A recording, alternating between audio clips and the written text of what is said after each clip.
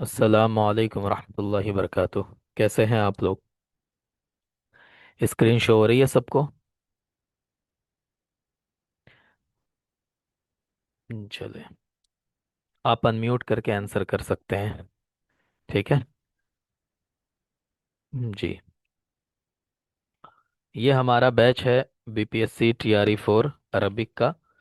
TRE 4 का एक batch मैं पढ़ा चुका हूँ, ये दूसरा बैच है, सेकंड बैच है ये। ठीक है। बहुत सारे स्टूडेंट हमारे इसलिए कंफ्यूज हो रहे हैं क्योंकि वो क्या कर रहे हैं कि ऐप को इंस्टॉल करने के बाद टीआरई 4 का जो पहला वाला बैच था उसमें वो इनरोल कर ले रहे हैं। ठीक है। हालांकि उसमें इनरोल नहीं करना है, मैं इसलिए बता रहा हूँ क्योंकि ये वीडियो जब यूट्यूब पे जाएगी लोग देखेंगे तो उनको ये समझना है कि दो बैच है। एक सिर्फ लिखा हुआ है बीपीएससी टीआरई 4.0, दूसरा बैच है जिसमें लिखा है बीपीएससी टीआरई 4.0 और ब्रैकेट में सेकंड बैच लिखा हुआ है। तो ब्रैकेट में जहाँ पे सेकंड बैच लिखा हुआ है उसी को ज्वाइन करना है। ठीक है, पहली बात ये। चलें, ये तो हमने बता दिया कि ग्रुप कैसे आपको ऐप में ज्वाइन करना है, किस बैच को ज्वाइन करना है। अब हम बात करेंगे कि हमारा तरीका क्या होगा तैयारी करने का। देखें, टीआरई 4 या बीपीएससी का कोई प्रिस्क्राइब्ड सिलेबस नहीं है ना। जैसे आपने बिहार स्टेट का देखा होगा, उसका प्रिस्क्राइब्ड सिलेबस, डिटेल सिलेबस है, हर टॉपिक उसमें डिटेल वाइज दिया हुआ है कि ये पढ़ना है, ये पढ़ना है, ये पढ़ना है। बीपीएससी का कुछ भी नहीं दिया हुआ है कि आपको क्या पढ़ना है। इन जनरल चीज़ें लिखी हुई हैं, बस लिखा हुआ है कि अगर आप 11th 12th के लिए अप्लाई कर रहे हैं तो आपको पीजी के लेवल का क्वेश्चन पूछा जा सकता है, और अगर आप 9 10 के लिए अप्लाई कर रहे हैं तो आपको यूजी के लेवल का क्वेश्चन पूछा जाएगा। अब उस लेवल में क्या है, क्या चीज़ें हैं, क्या चीज़ें नहीं हैं, इससे कोई मतलब नहीं है उनको, और वो उन्होंने सिलेबस में डिटेल में दिया भी नहीं है। ठीक है। तो अब हम तैयारी करेंगे कैसे, सवाल ये पैदा होता है कि हम कैसे तैयारी करेंगे।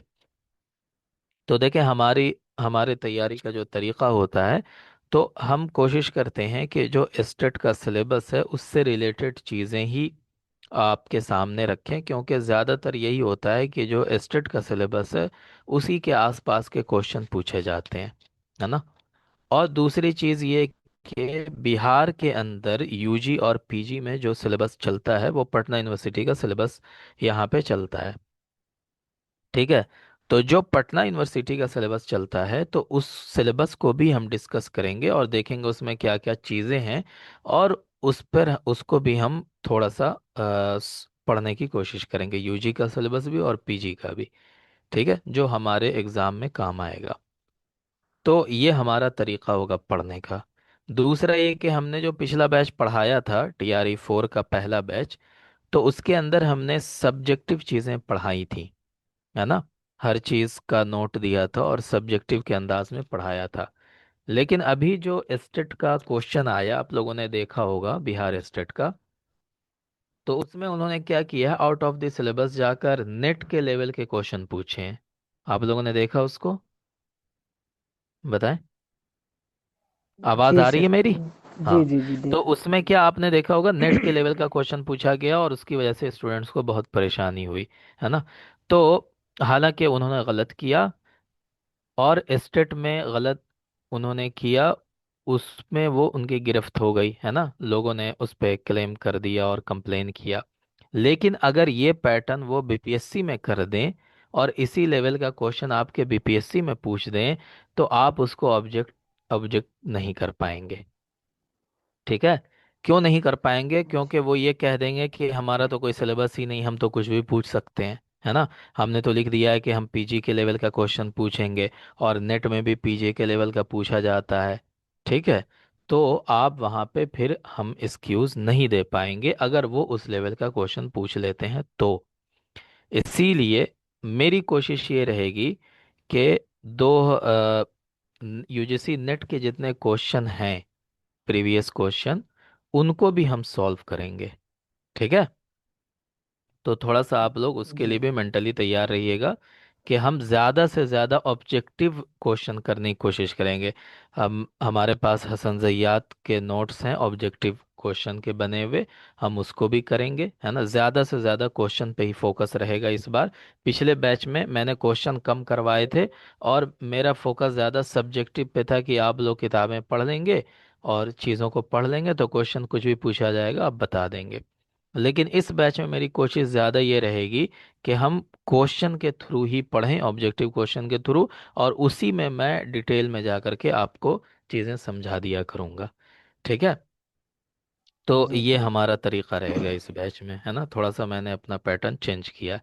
बाकी जो सब्जेक्टिव नोट्स मेरे पास है वो नोट्स मैं आप लोगों को दूंगा, है ना। क्वेश्चन वाले नोट्स भी दूंगा और जो सब्जेक्टिव नोट्स मैं पढ़ाता हूँ आमतौर पे वो नोट्स भी दूंगा। लेकिन उसको मैं पढ़ाऊंगा नहीं इस बैच में, ठीक है। मैं पढ़ाऊंगा क्वेश्चन के थ्रू। चले, तो ये हमारा तरीक़ाकार रहेगा। अब आपके सामने ये जो पेपर मैंने निकाला है, ये इसलिए निकाला है ताकि आपको एक थोड़ा सा ओवरव्यू मिल जाए कि किस तरह के क्वेश्चन बीपीएससी में पूछे जाते हैं और कैसे सवालात आते हैं। ये टीआरई 1 का क्वेश्चन है, ठीक है ना। बहुत इजी क्वेश्चन पूछे जाते थे, लेकिन अब इस गुमान में मत रहिएगा कि इसी तरह के क्वेश्चन पूछे जाएंगे, है ना। अब थोड़ा सा इनका लेवल अप होगा, ठीक है, कंपटीशन बढ़ेगा। अब स्टूडेंट्स भी ज़्यादा हैं और वो स्टूडेंट हैं जो तैयारी करके आ रहे हैं। इससे पहले टीआरई 1 2 3 में जो क्वेश्चन पूछे गए वो ज़्यादा अप लेवल के नहीं थे, और जो स्टूडेंट्स उसमें अपेयर हो रहे थे वो भी ज़्यादा तैयारी करके नहीं आ रहे थे। तो कट ऑफ बहुत नीचे जा रही थी, है ना। देखा होगा तो 42 43 क्वेश्चन जिसके सही हो गए उसका सिलेक्शन हो गया है। लेकिन अब ऐसा गुमान मत रखिएगा, ठीक है। अब आपको ज्यादा तैयारी करनी पड़ेगी, ज्यादा मेहनत करनी पड़ेगी, और बिना मेहनत के आपका नहीं होगा, है ना। हमारा काम क्या है कि हम आपको बता देंगे कि आप ये पढ़िए ये पढ़िए, हम पढ़ा देंगे। लेकिन जो हम पढ़ाएंगे उसको याद रखना आपकी जिम्मेदारी है ना। और वो याद तभी रहेगा जब आप उसका रिवीजन करेंगे, उसको बार बार पढ़ेंगे, तभी याद रहेगा। ठीक है। मैं नेट, चूंकि मेरा मेन जो बैच होता है वो नेट का ही होता है, यूजीसी नेट की मैं तैयारी करवाता हूँ, ठीक है। और उसके अलावा मैंने बहुत सारे कॉम्पिटिशन्स की तैयारी करवाई, जो लोग मुझे जानते हैं उन्हें पता है ना। जो बंगाल में टीचर का एग्ज़ाम हुआ था WBMSC, उसका पूरा बैच मैंने पढ़ाया था। WBSSC हुआ था अभी, उसका पूरा बैच मैंने पढ़ाया था, और अल्हम्दुलिल्लाह हमारे कई तलबा का उसमें सिलेक्शन भी हुआ, ठीक है। तो मेरा तरीका ये होता है कि हम हमेशा ये कहते हैं कि आप अपनी तैयारी को 3 लेवल में तकसीम कीजिए। आज चूंकि इंट्रोडक्शन क्लास है तो हम ज़्यादा आपको कुछ पढ़ाएंगे नहीं, लेकिन हम ये बताएंगे कि आपको किस तरह से तैयारी करनी है और मेरे बैच में रहते हुए आपको कैसे पढ़ना है, ठीक है। ये ज़रूरी है, ये 1 घंटे की क्लास से आपकी पूरी तैयारी नहीं हो जाएगी। इसके अलावा भी आपको टाइम देना पड़ेगा, चाहे आप 1 घंटे दें 2 घंटे दें, लेकिन इसके अलावा भी आपको वक्त देना पड़ेगा, तभी आपकी तैयारी हो पाएगी, ठीक है। आमतौर पे होता क्या है कि बस आ गए क्लास में और लिहाफ में चूंकि ठंड का वक्त है तो कंबल में घुसे हुए हैं, और हाथ में मोबाइल है, कान में ईयरफोन लगा लिया है। अब मोबाइल में वीडियो बैठ के देख रहे हैं। क्लास खत्म हुई, मोबाइल ऑफ किया, बंद किया, और यूट्यूब खोल लिया, यूट्यूब पे अपना मशगूल हो गए, है ना, और रील्स देख रहे हैं बैठ करके। तो इस तरह से तैयारी नहीं होगी, ठीक है। तो तैयारी का तरीका क्या होता है मैं आपको बता देता हूँ। 3 स्टेप मैं बताता हूँ आमतौर पे। पहला स्टेप क्या है? स्टेप नंबर 1, आपको एग्जाम की तैयारी के लिए खुद की तैयारी करनी पड़ेगी। तैयारी में क्या होगा कि आपको एक नोटबुक लेनी है, यानी एक कॉपी लेनी है, ठीक है ना। इसमें आप क्या करेंगे, आप नोट्स बनाएंगे, खुद के नोट्स बनाएंगे, ठीक है। किसी के दिए हुए नोट्स पे आपको भरोसा नहीं करना है, समझ में आ गई बात। खुद के नोट बनाएंगे, नोटबुक में क्लास में जो चीज़ें बताई जाएंगी उसमें जो चीज़ आपको इम्पोर्टेंट लगेगी उसको आप उसमें नोट डाउन कीजिएगा, या मैं बोलूं अगर किसी चीज़ को कि इसको आप लिखिए तो उसको लिखिएगा, ठीक है। तो आप जब भी क्लास में बैठें आपके पास एक कॉपी और एक पेन होना चाहिए, बगैर उसके आप क्लास में ना बैठें, पहली चीज़। दूसरी चीज़ ये कि क्लास के दरमियान में जब हमारी क्लास होती है तो मेरी तरफ से ये इजाज़त होती है कि आपको अगर कोई बात ना समझ में आए तो आप पूछिए। मैं अपनी तरफ से कोशिश करता हूँ कि आसान से आसान ज़बान में आपको समझाऊं, लेकिन हो सकता है कि कोई बात आपको ना समझ में आए, तो आप उसको पूछिए। आप खामोश नहीं रहिए ये सोच करके कि सर जवाब नहीं देंगे, या सर से हम क्या पूछें, है ना, सर मेरा मजाक उड़ाएंगे, या दूसरे स्टूडेंट्स क्या सोचेंगे, ठीक है, कि सबको समझ में आ गया मुझे ही नहीं समझ में आया। तो ये शर्मा शर्मी वाली बात नहीं चलेगी। अगर आपको कोई चीज़ नहीं समझ में आती है आप ज़रूर पूछिए। अगर एक तरीके से नहीं समझ में आएगा मैं दूसरी तरीके से समझाने की कोशिश करूंगा, ठीक है। मेरा काम ही यही है, मैं इसीलिए इस क्लास में हूँ कि आपको अगर कोई परेशानी है समझने में, तो उस परेशानी को मेरा काम है कि मैं दूर करूँ, ठीक है। तो मेरी क्लास इंटरेक्टिव क्लास होती है, मैं कुछ पूछूंगा आप आंसर कीजिएगा। अगर आपको नहीं पता होगा आप डायरेक्ट बोल दीजिए कि सर मुझे नहीं पता है ना। आमतौर पे क्या होता है, मैं पूछता रहता हूँ और स्टूडेंट्स जवाब नहीं देते हैं, वो कुछ बोलते ही नहीं है, और मैं इंतज़ार करता रहता हूँ, उसमें वक्त ज़ाय होता है ना। अगर आपको नहीं पता आप फ़ौरन बोल दीजिए कि मुझे नहीं पता, हमें नहीं पता, आप बता दीजिए। अगर मेरे इल्म में होगा मैं बताऊंगा, नहीं होगा मेरे इल्म में तो मैं नेक्स्ट क्लास में बताऊंगा, है ना। हो सकता है कुछ ऐसी चीज़ आ जाए क्लास में जो खुद मेरे इल्म में भी ना हो, ठीक है, क्योंकि दुनिया में कोई भी ऐसा नहीं है जो ये दावा करे कि उसको सब कुछ पता है ना। तो मैं अगली क्लास में बता दूंगा। और मेरा ये होता है कि मैं किसी चीज़ को उड़ाता नहीं हूँ, अगर मेरे इल्म में नहीं है तो मैं ज़बरदस्ती आपको बताने की कोशिश नहीं करूँगा, ठीक है। क्योंकि अगर मैंने गलत बता दिया, आपने गलत समझ लिया, फिर वो चीज़ आगे चली गई, तो वो फिर हमेशा वैसे ही रहेगा, है ना। और फिर मेरी क्रेडिबिलिटी पे भी शक आएगा, ठीक है। तो मैं ये काम नहीं करता हूँ। चलें, तो दूसरी चीज़ ये होगी क्लास में कैसे रहना है। तीसरी चीज़ क्या है कि जब क्लास ख़त्म हो उसके बाद आपका काम शुरू होता है। जब क्लास ख़त्म हो तो आपको 15 मिनट कहीं नहीं जाना है, ठीक है, वहीं पे बैठना है, ठीक। और बैठने के बाद जो कुछ आपने क्लास में पढ़ा, कुछ नई नॉलेज आपको हासिल हुई, उसको आप अपने जहन में दोहराइए कि आज आपने क्या सीखा है, ठीक है ना। इसको कहा जाता है रिकॉलिंग। क्या कहा जाता है? रिकॉलिंग, ठीक है। ये जो रिकॉलिंग है ये बहुत ज़रूरी है। किसी भी चीज़ को अपने जहन में महफूज रखने के लिए रिकॉलिंग बहुत ज़रूरी है।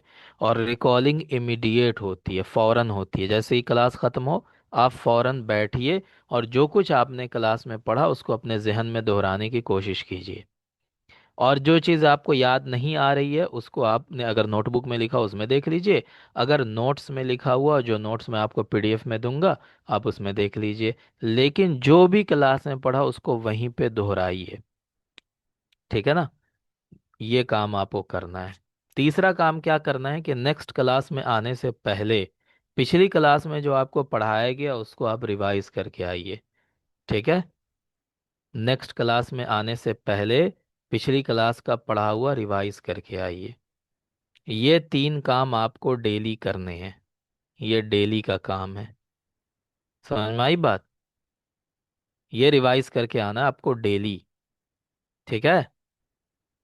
चौथा काम आपको क्या करना है कि वीक में एक दिन या 2 दिन आप अपना मुतय्यन कीजिए, है ना, कोई भी दिन आप, और वीक में जो कुछ आपने पढ़ा उसको रिवाइज कीजिए, ठीक है।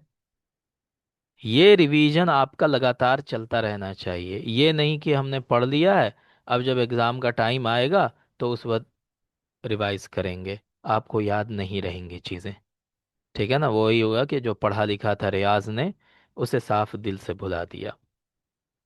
तो अगर इससे बचना है आपको, चीज़ों को अगर जहन में महफूज रखना है, तो ये स्टेप आप फॉलो कीजिए। समझ में आ रही बात?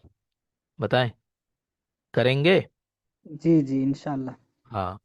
इंशाल्लाह और करेंगे। 1 घंटे की क्लास होगी तो 1 घंटे की क्लास के अलावा अपना 1 घंटा 1.5 घंटा डेली निकालिए, ठीक है ना।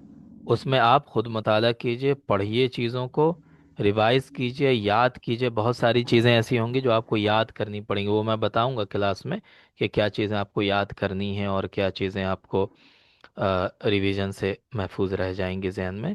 वो सारी चीज़ें मैं बताऊंगा, लेकिन वो आपको करना पड़ेगा, ठीक है। ये नहीं कि आपने 1 घंटे क्लास कर ली और आप फ्री हो गए, है ना, 24 घंटे में 1 घंटा पढ़ लिया हो गया। तो ऐसे कंपटीशन की तैयारी नहीं होती है। ठीक है। और कंबल में घुस के और लिहाफ में घुस के मोबाइल लेट करके और तकिया लगा के देख रहे हैं, कान में ईयरफोन लगा लिया है, इस तरह से क्लास नहीं देखनी है। कॉपी और पेन लेकर के बैठना है।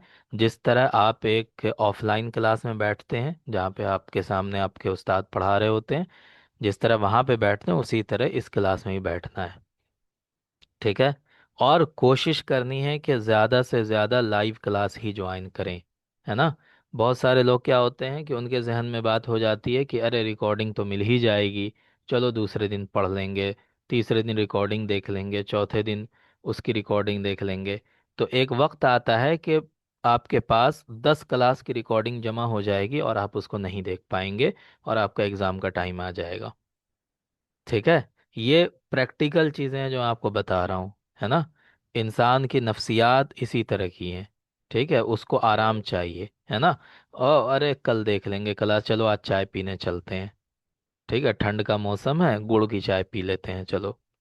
ठीक है, अब उस चक्कर में क्लास छोड़ दिया, रिकॉर्डिंग तो मिल ही जाती है, रिकॉर्डिंग देख लेंगे। तो अगर ये आपका रवैया रहा, है ना, तो फिर आप ये मान के चलिए कि आपकी तैयारी नहीं होगी। ठीक है। और जब एग्ज़ाम का वक्त आएगा तो आप परेशान रहेंगे कि अब करें तो क्या करें। समझ में आ रही बात। तो मुस्तकिल मिजाजी के साथ कंटिन्यूअस प्रोसेस है कंपटीशन की तैयारी, वो कंटिन्यूटी अगर आपकी रहेगी तो बहुत आसानी से आपकी तैयारी हो जाएगी। और कंटिन्यूटी नहीं रहेगी तो आप एक ही हफ्ते में फिर आपको 8 8 घंटे 9 9 घंटे बैठ के पढ़ना पड़ेगा, फिर भी आपकी तैयारी नहीं हो पाएगी। समझ में आ रही बात। तो दोनों काम करने हैं। अब देखें हम इस क्लास में क्या क्या चीज़ें पढ़ेंगे। ठीक है। सबसे पहली चीज, चूंकि इसका कोई सिलेबस नहीं है तो इसीलिए जो चीजें आमतौर पे होती हैं वो मैं आपको बता रहा हूँ। नंबर 1, तारीख। अदब अरबी की तारीख। अब अदब अरबी की तारीख में कहाँ कहाँ की तारीख, कौन कौन सी? जाहिली, इस्लामी, उमवी, अब्बासी, उसके बाद असर हदीस। ठीक है। और उंदुलुसी रह गई बीच में, उंदुलुसी। और उसके बाद हिंदी, मतलब हिंदुस्तानी। ठीक है। ये तारीख के अंदर ये सारी चीज़ें आपको पढ़नी होंगी, इन सब अदवार के बड़े उदबा को पढ़ना पड़ेगा। ठीक है ना। अब इनको आप दो, जो भी उदबा हैं उनको दो हिस्सों में तकसीम कर लीजिए। कुछ क्या होंगे? नसर निगार होंगे। और कुछ क्या होंगे बताएं? शुआरा होंगे, है ना। तो हमें नस्र निगार को भी पढ़ना है, शुआरा को भी पढ़ना है ना। तो जाहिली दौर के नस्र निगार और शुआरा, इस्लामी दौर के नस्र निगार शुआरा, उमवी, अब्बासी, असर हदीस, उंदुलुसी, हिंदी, इन सब अदवार के नस्र निगार और शुआरा दोनों को हमें पढ़ना है। तो ये लंबा एक बहुत लंबा लेंदी सिलेबस हो जाता है जो तारीख का है। समझ में आई बात। चलें, अब उसकी तैयारी हमें कैसे करनी है, इन अशखास के बारे में क्या चीज़ें ज़रूरी हैं याद रखना, है ना, और किन चीज़ों पे ज़्यादा फोकस करना है, वो सब हम आपको बताएंगे। ठीक है। नंबर 2, अरबी ग्रामर। अब अरबी ग्रामर में क्या क्या चीज़ें आती हैं बताएं, क्या क्या चीज़ें होंगी? नहव, सर्फ। ठीक है, यानी नहव के कवायद भी हम पढ़ेंगे, और सर्फ की वो चीज़ें जो एग्ज़ाम में आमतौर पे पूछी जाती हैं वो भी हम पढ़ेंगे। नंबर 3, इल्मुल बलागा। आप में से बलागा लोगों ने पढ़ी होगी, है ना। तो इल्मुल बलागा भी हम पढ़ेंगे। इल्मुल बलागा के अंदर हमें उसके तीनों उलूम को पढ़ना होगा: इल्मुल बयान, इल्मुल मानी, और इल्मुल बदिया। ठीक है, इन सब को हम पढ़ेंगे। समझ में आई बात। चलें, अब इन तीन चीज़ों के अलावा, ये तो चीज़ें हैं ही, तारीख़, अरबी, ग्रामर, इल्मुल बलागा, इसके अलावा जो हमें पढ़ना होगा वो हम डिस्कस करेंगे जब हम पटना यूनिवर्सिटी का क्या करेंगे हम, बताएं। पटना यूनिवर्सिटी का सिलेबस। सिलेबस, है ना, यूजी का भी और पीजी का। पीजी का भी। पीजी की ज़रूरत उनको है जो 11th 12th वाले हैं, और यूजी जो 9th 10th वाले हैं, है ना। चूंकि मेरा जो बैच है वो दोनों के लिए है, ठीक है। तो मेरा बैच चूंकि दोनों के लिए है, इसलिए हम अ, एक ही में दोनों को डिस्कस करेंगे, ठीक है ना। यूजी के लिए और पीजी दोनों सिलेबस को। अब उसमें सिलेबस के अंदर क्या चीज़ें होती हैं, कुछ तो तवारीख तारीख की चीज़ें होंगी, वो तो हम ऐसे ही पढ़ रहे होंगे। अरबी ग्रामर की जो चीज़ें होंगी, बलागा की जो चीज़ें होंगी, वो हम खुद ही पढ़ रहे होंगे। अब जो बच जाता है वो बच जाता है टेक्स्ट, ठीक है। जैसे अलक़रातुर राशिदा का कोई सबक उसके अंदर मौजूद है, मुख्तारात का कोई सबक मौजूद है ना। या किसी भी किताब से कलीला दिमना का कोई सबक उसके अंदर मौजूद है। तो उस तरह की भी चीज़ें हैं, ठीक है, उसको भी हम पढ़ेंगे और देखेंगे। समझ में आई बात। चले, जैसे आपके सामने ये क्वेश्चन नजर आ रहा होगा, तो ये क्या है, इक्तिबास है ना। यानी किसी किताब से इस पैराग्राफ को उठाया गया है, यहाँ पे दे दिया गया है। अच्छा, ये क्यों दिया जाता है, इस तरह के क्वेश्चन क्यों दिए जाते हैं, ये देखने के लिए कि आपको अरबी जबान समझ में आती है या नहीं आती, ठीक है। आप अरबी ज़बान समझ भी पाते हैं या नहीं, क्योंकि आप अरबी के टीचर बनने वाले हैं, तो अरबी ज़बान तो आनी चाहिए आपको। बहुत आसान पैराग्राफ है ये, कुछ नहीं है इसमें। क्या लिखा हुआ है, अल महत्तातु लिल क़ितारी कसीरतुन फ़िल हिंद, ठीक है। हिय मुज़दहिमतुन बिल मुसाफिरीन वल मुवद्दिईन वल मुस्तक़बिलीन फ़िल लैल वन नहार, फ़ीहा मकातिबुन लिल मुवज़्ज़िफ़ीन, हुनाका ग़ुरफ़तुन लिल इंतिज़ार, हाज़ा मकतबुल इस्तिअलामात, व तिल्का शबाबीक हज्ज़ तदाकुर व बैइहा, ठीक है। المسافرون واقفون في الطوابير لشراء التذاكر، التذكرة بطاقة صغيرة من الورق الثخين مطبوع عليها ثمنها وتاريخ السفر ودرجة ورقم القطار، ठीक है।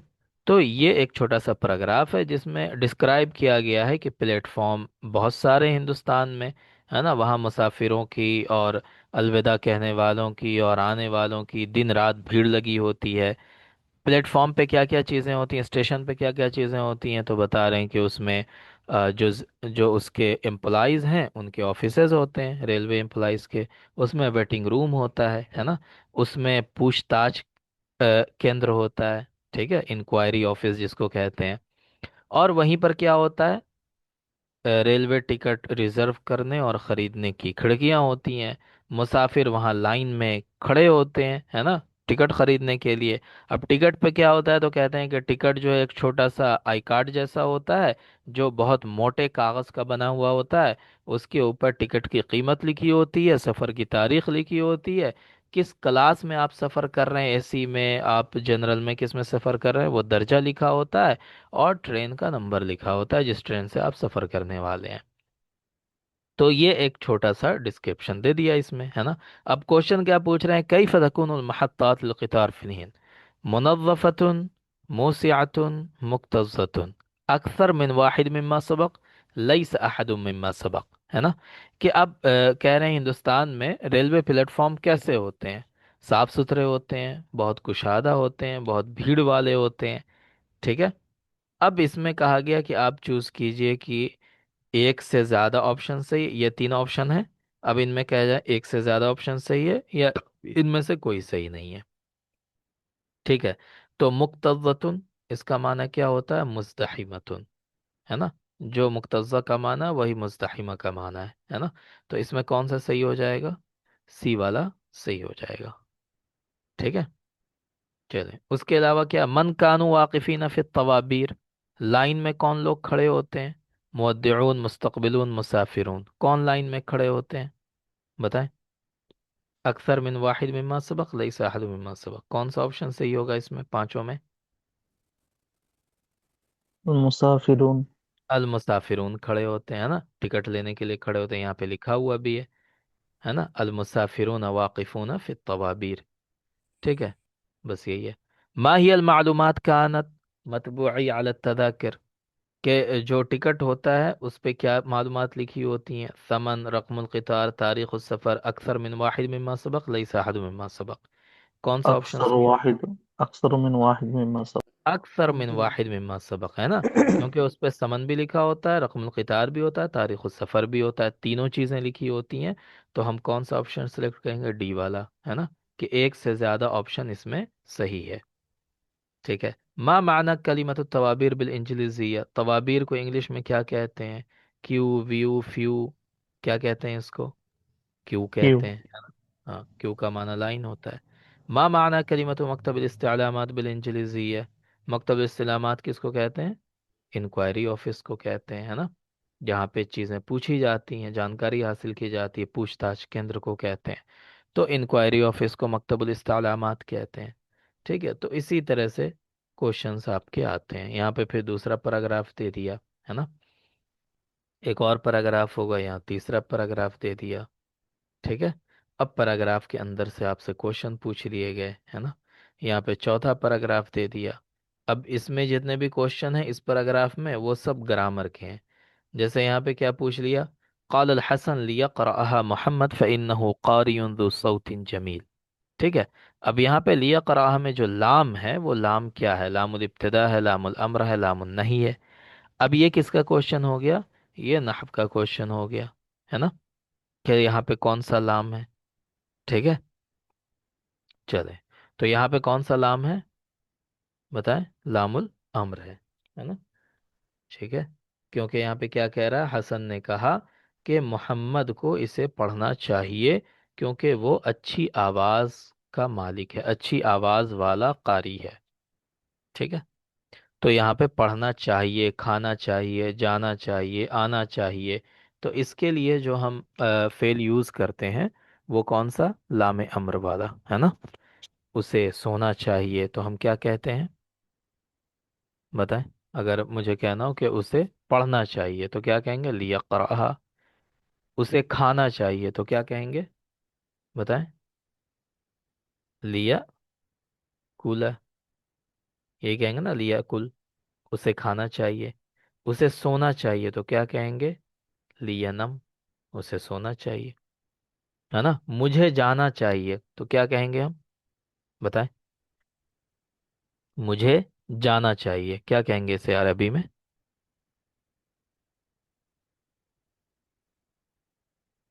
बताएं। जाने के लिए क्या लियज़हब, अरबी आती?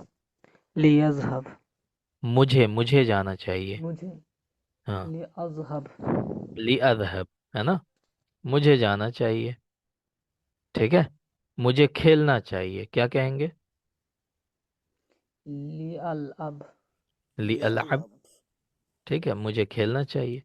तो ये जो लाम इस्तेमाल होता है इसे क्या कहते हैं? लामुल अम्र कहते हैं, है ना?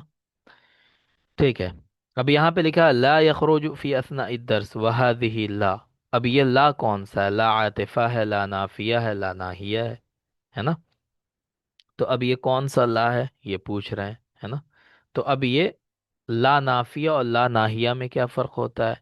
कि ला नाहिया जब आता है तो वो फ़िल मुज़ारे को जज्म दे देता है, ला नाफिया जब आता है तो फ़िल मुज़ारे को जज्म नहीं देता है। ठीक है। अब यहाँ पे क्या है? वक़ाल अनवर उरीदु अन अखरुज। अनवर ने क्या कहा? कि मैं निकलना चाहता हूँ। फ़क़ाल अल मुदर्रिस ला यखरुजु फ़ी असनाई दर्स।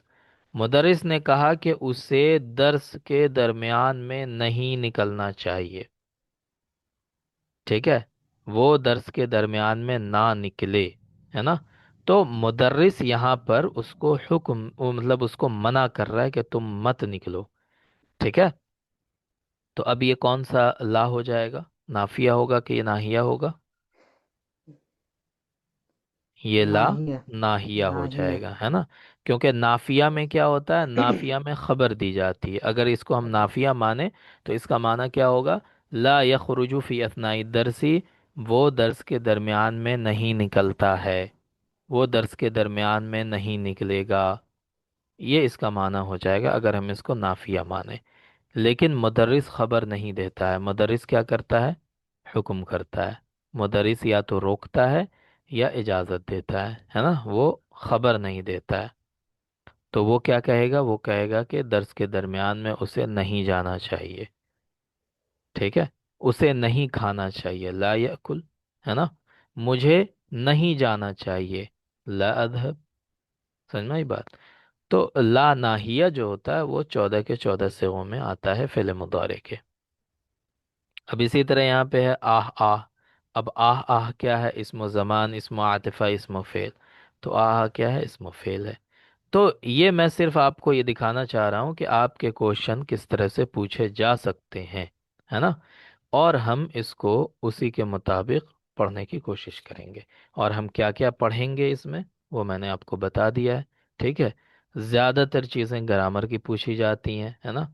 और आपकी तारीख से भी चीज़ें पूछी जाती हैं।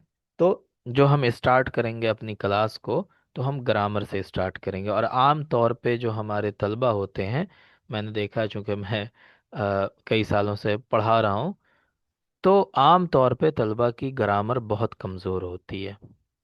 ठीक है, ख़ास करके नहव, है ना।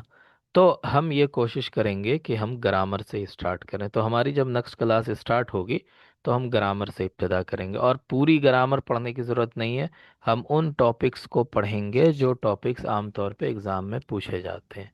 ठीक है, नहव के या सर्फ के वही टॉपिक्स हम पढ़ेंगे।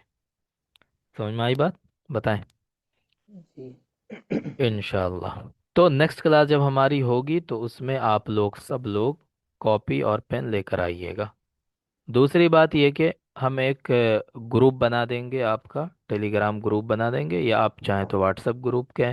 कौन सा आप लोगों के लिए आसान होगा, बताएं। जो आप व्हाट्सएप बना ग्रुप दें, बना दें या टेलीग्राम पे।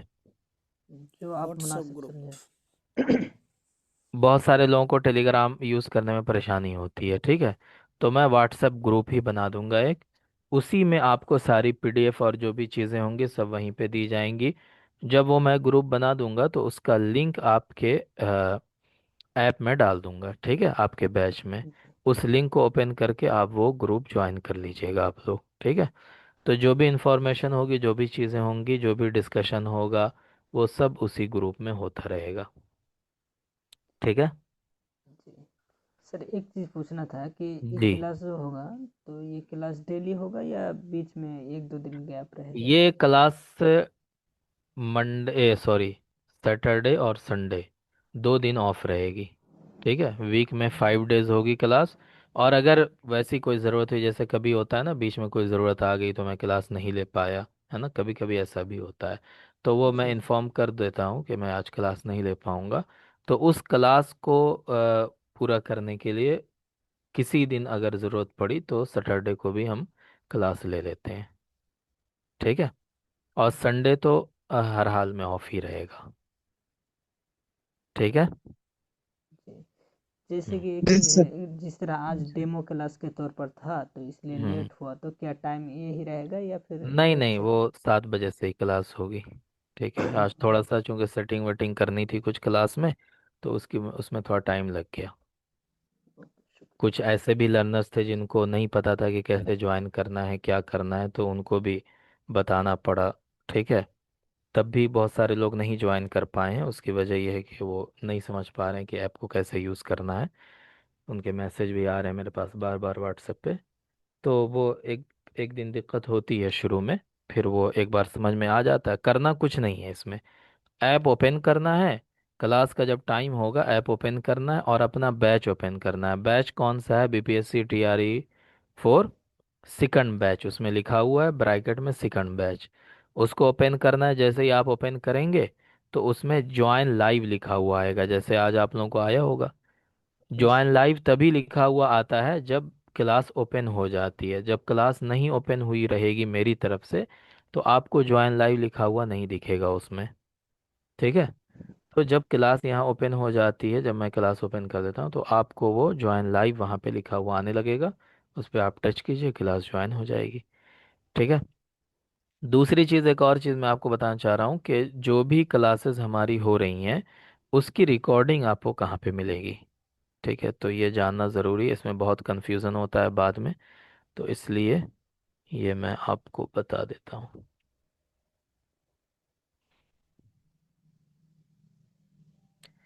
एक मिनट ज़रा, मैं स्क्रीन शेयर कर रहा हूँ थोड़ा सा, फिर मैं आपको बताता हूँ।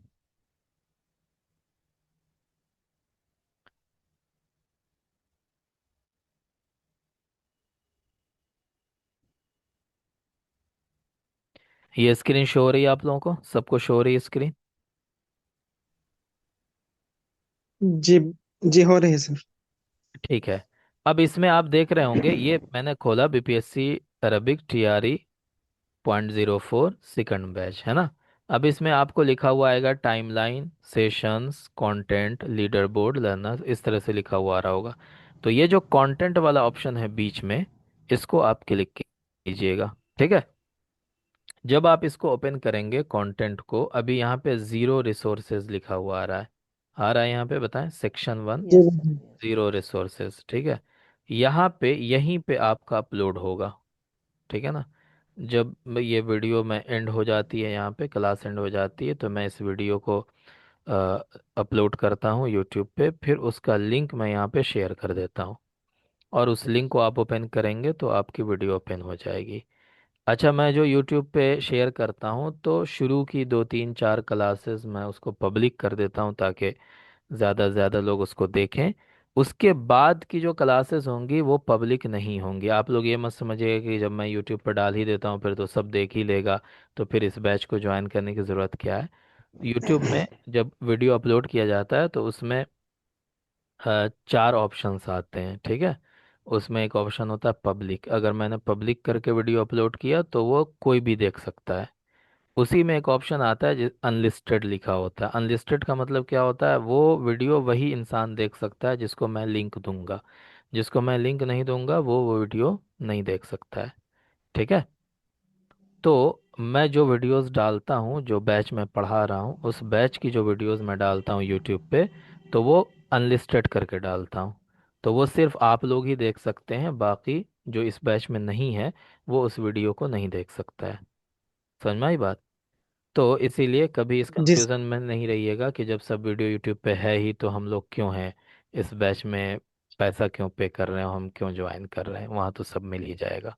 वो तो वहाँ किसी को कुछ नहीं मिलेगा। ठीक है। वहाँ वही कुछ 4 5 वीडियोस शुरू की होती हैं जो मैं एडवर्टीजमेंट के लिए उसको पब्लिक कर देता हूँ, बाकी वीडियोस उसमें अनलिस्टेड हो जाती हैं। ठीक है। चले, बेहतर है। तो यहीं पे आपको ये जो सेक्शन 1 लिखा हुआ है, यहीं पे आपको वो लिंक मिलेगी, और आप रिकॉर्डिंग देखना होगा, यहीं पे आके देखिएगा।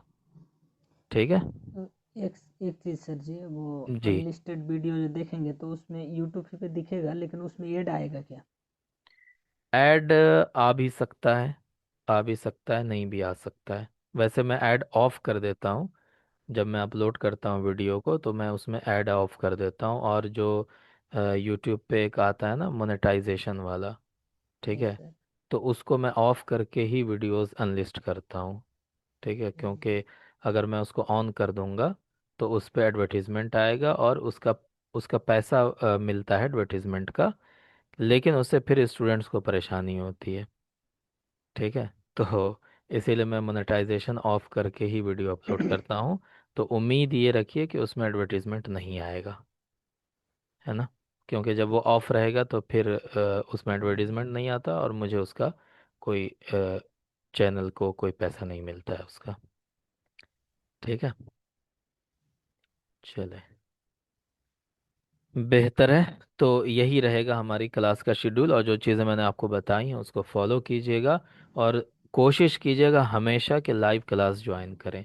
रिकॉर्डिंग के चक्कर में, रिकॉर्डिंग हम इसलिए देते हैं कि अगर किसी की छूट गई या कोई चीज़ भूल गए आप, आपको देखना हो तो आप देख लीजिए, है ना। इसलिए नहीं देते हैं कि आप रिकॉर्डिंग पे ही तकिया कर लीजिए और लाइव क्लास छोड़ दीजिए। अगर ऐसा कभी महसूस होगा कि आप जानबूझ के लाइव क्लास छोड़ रहे हैं, है ना, लाइव क्लास में नहीं ज्वाइन कर रहे हैं, तो अब मैंने थोड़ा सा अपना रूल चेंज किया है क्लास का। पहले मैं कुछ नहीं करता था, लेकिन मैं आप लोगों को बता देता हूँ, और जो नेक्स्ट बैच में जो लोग आएंगे उनको भी मैं बता दूंगा कि अगर बराबर कोई आदमी स्किप करेगा, लाइव क्लास ज्वाइन नहीं करेगा, क्योंकि मेरे पास सारा रिकॉर्ड होता है। यस ठीक सर। है। कि कितने लोगों ने ज्वाइन किया, कितने देर के लिए ज्वाइन किया, वो भी होता है। अगर कोई 2 मिनट के लिए आता है तो मेरे पास वो भी लिखा हुआ आ जाता है कि इसने 2 मिनट के लिए ज्वाइन किया है। ठीक है। तो वो मेरे पास सारा रिकॉर्ड आता है। तो वो देख करके अगर मैं देखूंगा कि कोई अगर सीरियस नहीं है तैयारी करने के लिए, तो हो सकता है मैं उसको बैच से निकाल दूं या मैं उसको सस्पेंड कर दूं।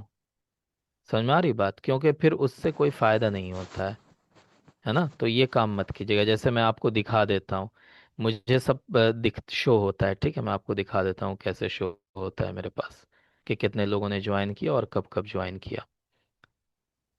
दिखा देता हूँ मैं आपको, ताकि आप इसको अपने जहन में रखिए।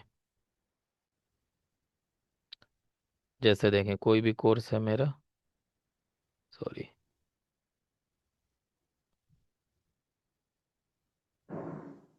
ये देखिए, ये आपको शो हो रहा है ना।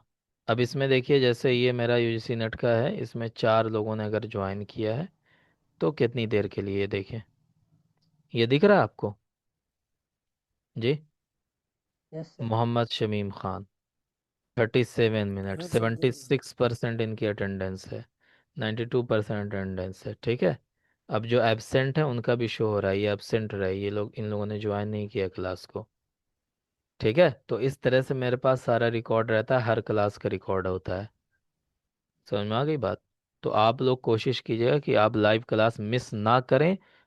कोई ज़रूरत आ गई, कोई ऐसी इमरजेंसी किसी के साथ भी हो सकती है, तो वो अलग बात है, ठीक है जी। क्योंकि लाइव क्लास का जो फ़ायदा है वो आपको रिकॉर्डिंग में नहीं मिलेगा, ठीक है। चीज़ें आपको मिल जाएंगी, लेकिन बहुत सारी चीज़ें ऐसी होती हैं जो लाइव क्लास में ही आपको मिल पाती हैं। समझ में आ रही बात? यस।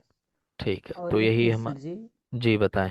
ये इसके लिए अलग से कोई नोटबुक बनाना पड़ेगा, या फिर जिस तरह आपने लिखा है ये किए, पॉइंट वाइज दिए हैं कि नोटबुक, उसके बाद अगर कुछ पूछना चाहे तो पूछना है, या हम्म। क्लास ख़त्म होने के बाद उसको बैठकर दोहराना है हम्म। पंद्रह हम्म। बीस मिनट हम्म। और नेक्स्ट क्लास जो होगा तो पास्ट क्लास को रिवाइज करके आना है। हम्म। तो ये सब जो है, आप जो क्लास के दौरान लिखाएंगे या कुछ भी पढ़ाएंगे तो उसके लिए नोट हम्म। बनाना होगा, या फिर आप जो नोट देंगे उसी पर भरोसा करके रहना नहीं, होगा। वो जो मैं नोट दूंगा वो तो दूंगा ही आपको, ठीक है। लेकिन क्लास जी में होता क्या है कि बहुत सारी ऐसी चीज़ें भी आती हैं जो नोट में नहीं लिखी होती हैं। जी जब जी इंसान पढ़ा रहा होता है ना, तो कुछ चीज़ें ऐसी भी आती हैं उसमें, ठीक है। जी तो कोई इम्पोर्टेंट चीज़ हो या मैं किसी चीज़ को कहूँ कि आप इसको लिखिए, तो उसको आप अपनी कॉपी में लिखिए, नोट कीजिए, ठीक है जी। जी। इसलिए मैं कहता हूँ कि आप नोटबुक लेकर आइए क्लास में। चलें, ठीक है, चलें फिर इंशाल्लाह हमारी मुलाकात मंडे को होगी, है ना। और आप लोगों को सारी चीज़ें समझ में आ गई, क्लियर हो गया? किसी को कोई कन्फ्यूज़न, कुछ पूछना हो तो पूछ लीजिए, फिर हम अपनी क्लास एंड करेंगे। किसी को कुछ पूछना है? मोहिदुर रहमान साहब। जी अस्सलाम वालेकुम सर। वालेकुम अस्सलाम। जी बताएं। सर फर्स्ट पेपर का क्या करना है हम लोगों को, उसके लिए थोड़ा कुछ। फर्स्ट, हाँ, फर्स्ट पेपर का आपको क्या करना है, ये देखें। कई सारे ऐसे चैनल हैं यूट्यूब पे जो लोग फर्स्ट पेपर पढ़ाते हैं। अच्छा, फर्स्ट अच्छा। पेपर ऐसा होता है कि क्या पूछेगा नहीं पूछेगा वो किसी को नहीं पता होता है, क्योंकि जी। इतना वास्ट उसका सब्जेक्ट है फर्स्ट पेपर का, कि हम्म। उसमें किसी का कोई नॉलेज नहीं है। आप दो काम, दो तीन काम अपनी आसानी के लिए ये कर सकते हैं कि हम्म।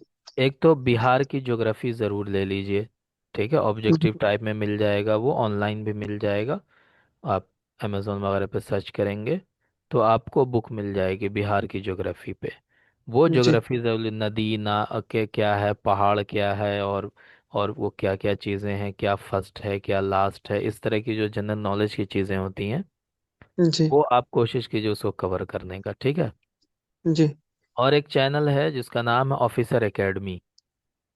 Officer academy. हाँ, अच्छा। ऑफिसर एकेडमी एक चैनल है, वो आप यूट्यूब पे भी देखेंगे, मिल जाएगा। और अच्छा उन लोगों का कंटेंट रहता है, उसको भी आप देख सकते हैं। इसके अलावा अ, एक और चैनल है अड्डा 24/7 करके, वो भी हाँ। बीपीएससी फर्स्ट पेपर की तैयारी करवाते हैं वो लोग भी। तो अंडर उसका भी 20। यूट्यूब पे, हाँ, अड्डा 24/7। तो यूट्यूब पे उसका भी बहुत आपको मिल जाएगा, है ना। और आपको कोई सब्सक्रिप्शन लेने की ज़रूरत नहीं है, बस उसको पढ़ते रहिए, देखते रहिए उसको। ठीक है, कोई सब्सक्रिप्शन उतना खर्च करने की ज़रूरत नहीं है फर्स्ट पेपर के लिए, क्योंकि इसमें होता क्या है कि आपका 150 क्वेश्चन होगा। 150 जी। क्वेश्चन में से आपके 30 क्वेश्चंस होंगे जो सिर्फ क्वालिफाई के लिए होंगे। उन 30 में से आपको 9 क्वेश्चन करने हैं। ठीक है। जी। वो 9 क्वेश्चन आपने कर लिए, आप क्वालिफाई हो गए, है ना। और जी। उन 30 क्वेश्चंस का कोई नंबर आपका काउंट नहीं होता है, वो सिर्फ क्वालिफाइंग के हम्म। लिए होता है। अब बच गए आपके पास 120 क्वेश्चन। 120 क्वेश्चन का नंबर काउंट होता है। तो 120 में से 40 क्वेश्चन आपके जनरल होते हैं और 80 क्वेश्चन आपके सब्जेक्ट के होते हैं। ठीक है, जैसे आप अरबी हम्म। के हैं तो अरबी से 80 क्वेश्चन आएंगे और 40 क्वेश्चन आपके जनरल के होंगे। अच्छा अच्छा। हाँ। और बाकी 30 क्वेश्चन ऐसे रहेंगे, उसमें से 8 क्वेश्चन इंग्लिश के होंगे। कुछ क्वेश्चन आपको एक लैंग्वेज चूज करना होगा, चाहे आप उर्दू चूज करते हैं, हिंदी चूज करते हैं, जो भी आप चूज करते हैं, तो उस हम्म। लैंग्वेज से आपके 8 8 या 9 क्वेश्चन होते हैं, है ना। बाकी कुछ जी। क्वेश्चन हिंदी के होते हैं। तो ये कुल मिला के 30 क्वेश्चन ऐसे होते हैं जो सिर्फ क्वालिफाई मार्क्स लाने के लिए होते हैं। उनमें से अगर आपने 8 सही कर लिए तो आप क्वालिफाई कर हम्म। गए। ठीक है, लेकिन उसका नंबर जुड़ता नहीं है, काउंट नहीं होता उसका नंबर। वो सिर्फ क्वालिफाई करने के लिए। वो सिर्फ क्वालिफाई करने के लिए होता है। अब जी। किसी ने मान लीजिए कि 120 क्वेश्चन में से 120 नंबर ले आया, लेकिन हम्म। उधर 30 में से अगर 9 नहीं कर सका वो, तो वो क्वालिफाई नहीं कर पाएगा। हम्म। ठीक है, तो उसका इम्पोर्टेंस क्या है कि उनमें से 9 क्वेश्चन आपको करना ही है, ये जरूरी है। इम्पोर्टेंस है, वो ज़रूरी है। ठीक है। और इधर का इम्पोर्टेंस ये है कि इधर का नंबर काउंट होता है, उसका नंबर काउंट नहीं होता है। ठीक है, तो ये पैटर्न होता है इसका, एग्जाम का। वो जो चैनल बटन बताया सर, ऑफिसर क्या बोल ऑफिसर क्या? एकेडमी, ऑफिसर एकेडमी का नोट बहुत अच्छा आता है। ठीक है। जी। हर टॉपिक पे, क्योंकि वो लोग बीपीएससी की तैयारी करवाते हैं, जो सिविल सर्विस होता है, ये वाला बीपीएससी नहीं, जो सिविल हम्म। सर्विस बीपीएससी है, तो उसकी वो लोग तैयारी करवाते हैं। बहुत अच्छी कोचिंग है पटना की वो। उसका उतना ज़्यादा एडवर्टीजमेंट नहीं है पब्लिक में, लेकिन बहुत कंटेंट उसका बहुत अच्छा रहता है उन लोगों का। और बहुत बच्चे वहाँ से क्वालिफाई भी करते हैं। हम्म। ठीक है, हाँ। जी। तो उसको भी आप देख सकते हैं। बाकी ऐसे आप यूट्यूब पे देखने के लिए आप अड्डा 24/7 का बहुत अच्छा उसका भी रहता है कंटेंट। बीपीएससी का कोई सिलेबस वगैरह मिले दिया गया है या नहीं, वैसा ही है? किसका? बीपीएससी का, ये जो अभी एग्जाम होने वाला है हम लोगों का। बीपीएससी टीआरई 4 का, वो मतलब मैंने शुरू ही में बताया कि इसका कोई डिटेल सिलेबस नहीं है। जी। हाँ, जैसे एस्टेट का आपका डिटेल सिलेबस है, इसका कोई डिटेल सिलेबस नहीं है। ठीक है, जी। हाँ। शॉर्ट जी, में ठीक। बस लिख दिया गया है कि अरबिक हिस्ट्री, है ना, इंडियन राइटर्स, ये सब शॉर्ट में लिखे हुए हैं ऐसे ही। उसके बाद क्या लिख दिया है कि आप 11 12 का अगर दे रहे हैं एग्ज़ाम, तो आपसे हम्म। पीजी लेवल का क्वेश्चन पूछा जाएगा। अगर आप 9 10 का दे रहे हैं तो यूजी लेवल का क्वेश्चन पूछा जाएगा। तो बस इसी तरह लिख दिया है, कोई उसमें टॉपिक नहीं दिया है कि ये टॉपिक पढ़ना है, ये नहीं पढ़ना, वो सब कुछ नहीं है। ठीक है। ठीक हम्म। है। चलें, फिर मिलते हैं इंशाल्लाह मंडे को हम लोग, है ना। और इंशाल्लाह। बिल्कुल तैयार रहिए आप लोग, और हम लोग मेहनत के साथ आगे पढ़ाई जारी रखेंगे। इंशाल्लाह। अस्सलामु अलैकुम वरहमतुल्लाहि वबरकातुहू। इंशाल्लाह।